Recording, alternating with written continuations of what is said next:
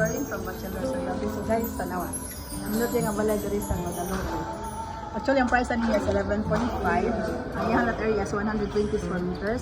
Pero karon down siya to 9.9 million.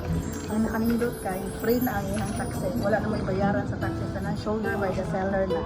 So kung ganan mo visit po dito mo ari diri sa May Quijada Street, Guadalupe, Cebu City. Thank you. Okay, so karon naata diri sa Quijada Street, Guadalupe. No, natay gi market diri karon ha, sanlat ni siya brand new. Actually, kung imo siya tanawon mura siya kanang single attached kay ngano naman siya ay agyanan diya sa kilid, but actually this is a townhouse. Upat ni siya ka unit, then diha nga side ito kod ang tulo. Then kani siya may dako kay 120 ang iyang lot area. Nani siya 4 bedrooms, tulo sa taas, then naa siya room sa silong, and ang iyang master's bedroom na siya toilet and bath. Then ngano nakaingon ko nga dako ni siya kay tanawan niya kilid. Mura gyud siya single attached. Makaagi man kada diri. Kani diri pa daw sa likod.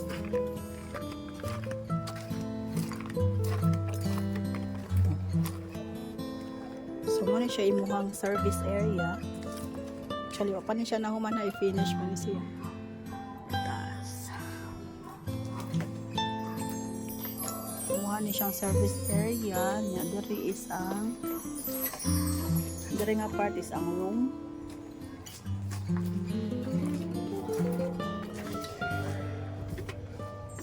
Dahil ito pag-agi sa likod. Ano siya yung living room, stairs going to second floor, kitchen area unya diri ang iyang toilet and bath sa ground floor, then room,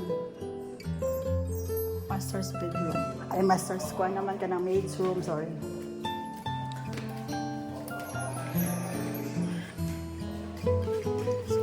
Padung sa second floor. So, naa siya ito ka room. Usa ka CR. Ang master's bedroom niya. Naa siya yung toilet and bath.